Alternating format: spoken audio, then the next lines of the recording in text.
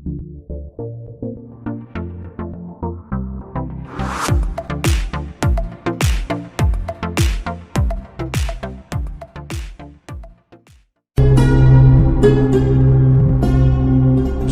کو اللہ نے یہ فضیلت بخشی ہے کہ انہوں نے اپنی کتاب کی حفاظت کی ہے، اور اس کی ابتدا اللہ نے سورہ فاتحہ سے فرمائی۔ تو سورہ فاتحہ جبریل لے کر نہیں آئے، جبریل آپ کے پاس بیٹھے تھے، تو ایک دھماکہ ہوا، تو آپ نے فرمایا یہ کیا دھماکہ ہے؟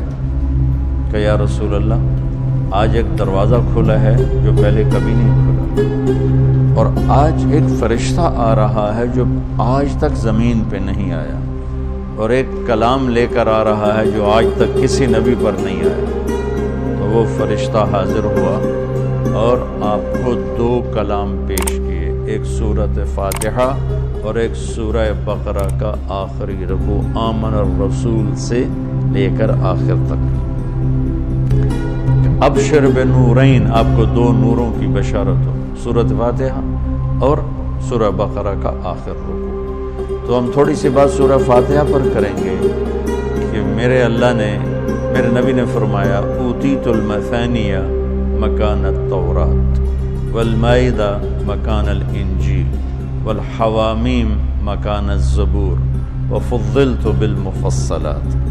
میرے سب سے بڑی کتاب تورات تھی، سب سے بڑی، اٹھانا بھی مشکل تھا، اتنی بڑی کتاب تھی۔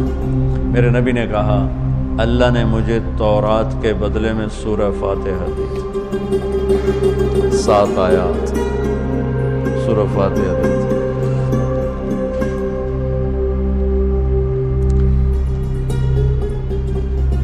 اور انجیل کے بدلے مجھے اللہ تعالیٰ نے سورہ مائدہ دے دی، انجیل سورہ مائدہ۔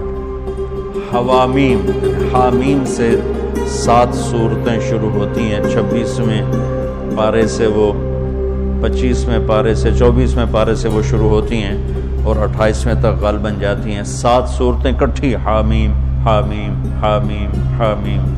تو زبور کے بدلے اللہ نے مجھے حامیم عطا فرمائی، اور باقی قرآن کے ذریعے سے مجھے عزت اور فضیلت عطا فرمائی۔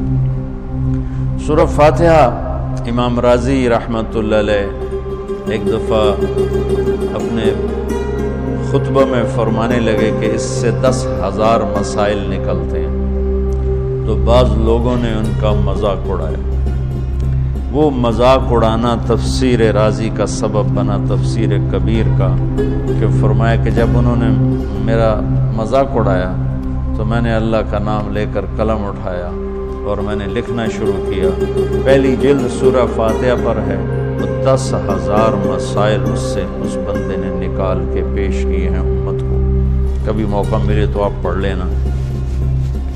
اور حضرت علی کا فرمان ہے، امام المتقین، اگر میں سورہ فاتحہ کی تفسیر کروں، سورۃ فاتحہ کی تفسیر لکھواؤں، تو 70 اونٹوں پہ لادی جائے گی، 70 اونٹوں پہ۔ اور یہ خالی دعویٰ نہیں تھا، ایک حدیث اور سنو۔ ایک دفعہ عشاء کی نماز پڑھا کے تشریف فرما ہوئے اور فرمایا آؤ آج میں تمہیں سورہ فاتحہ کی تفسیر سناؤں۔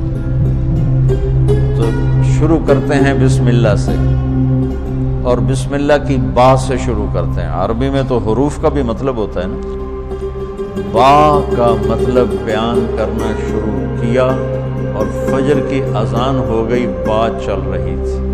سبحان اللہ۔ ہم نے تو تم نے تو شاید وہ کتاب دیکھی نہیں، وہ شرح میں تعامل الباء للالصاق مررت بزید، ہمیں تو بس اتنا ہی آتا ہے۔ یا حرف جر ہے، باؤ تاؤ کاف و لام و واؤ منز و مسقلہ رب حاش من عدا حتی، کیا ہے حتی الہ، جو من میر زبانی یاد کی تھی۔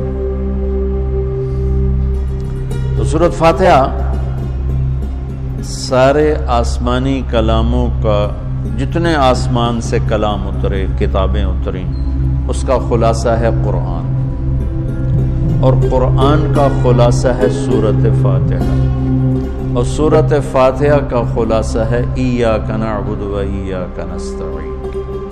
ایک اور طرح، سارے آسمانی کلاموں کا سردار ہے قرآن، اور قرآن کا سردار ہے سورۃ بقرہ، اور سورۃ بقرہ کا سردار ہے آیت الکرسی، اللہ لا الہ الا اللہ۔ تو آسمانی علوم کا خلاصہ قرآن، اور قرآن کا خلاصہ سورۃ فاتحہ، اور سورۃ فاتحہ کا خلاصہ ایاک نعبد و ایاک نستعین۔ یا اللہ صرف تیری بندگی، یا اللہ صرف تجھ سے مدد، ایاک سارے طرفوں سے، وَإِذَا سَأَلْتَ فَاسْأَلِ اللَّهَ وَإِذَا اسْتَعَنْتَ فَاسْتَعِنْ بِاللَّهِ ایاک، کہ یا اللہ صرف تیری بندگی، اور یا اللہ صرف تجھی سے مانگ، تیرے آگے جھولی بھر، دنیا بھی اسی سے مانگنی ہے اور آخرت بھی اسی سے مانگنی ہے۔ اللہ نے ہمیں دنیا پہلے سکھائی، آخرت بعد میں سکھائی۔ ربنا آتنا فی الدنیا حسنۃ وفی الآخرۃ حسنۃ وقنا عذاب النار۔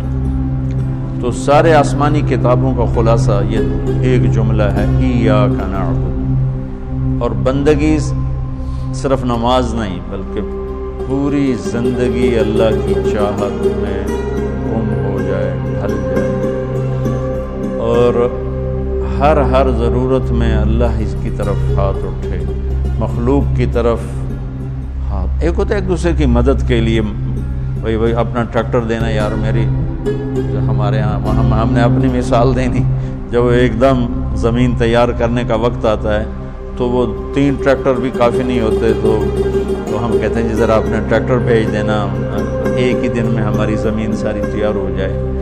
یہ ایک دوسرے کی امداد باہمی ہے۔ مدد جہاں انسان بے بس ہے، صرف اللہ ہی کر سکتا ہے، ان چیزوں میں اللہ کے سامنے جھولی پھیلانا، اسی کو پکارنا، اسی کے آگے ہاتھ پھیلانا، اور اسی کے آگے سر جھکانا۔ حنین میں صحابہ جیسی ہستیوں نے کہا آج ہمیں کوئی نہیں ہرا سکتا، ہم بہت زیادہ ہیں۔ اللہ نے ایک حلے میں اڑا کے سب کو کہاں سے کہاں بھگا دیا۔ لن نغلب من قلت، آج ہمیں کوئی نہیں ہرائے گا۔ تو پہلے حملے میں ہی قدم اکھڑے، اور صرف 88 آدمی اللہ کے نبی کے ساتھ رہ گئے، 12,000 بھاگ گئے۔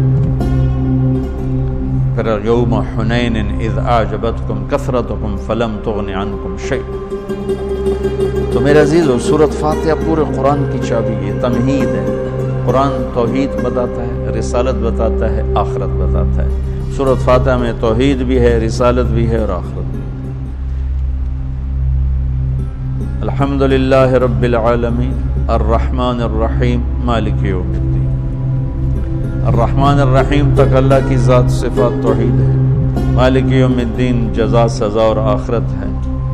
ایاک نعبد و ایاک نستعین یہ مقصد زندگی ہے۔ اہدنا الصراط المستقیم یہ طلب ہے زندگی کی، سب سے بڑی طلب ہدایت ہے۔ الصراط الذین انعمت علیہم یہ رسالت جن پر تیرا انعام ہوا، اولئک مع الذین انعم اللہ علیہم من النبیین والصدیقین والشہداء والصالحین وحسن اولئک رفیقا۔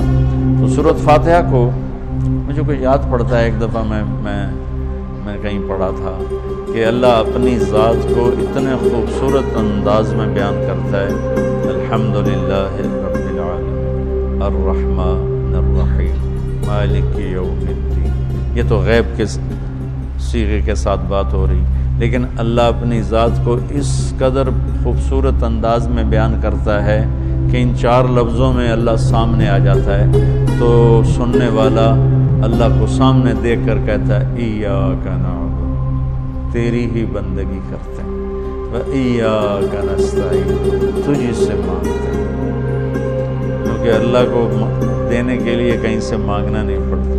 ابراہیم علیہ السلام نے آگ میں جاتے ہوئے جبریل اور ہوا کے فرشتے کو کہہ دیا تھا اما الیک فلا و اما الی اللہ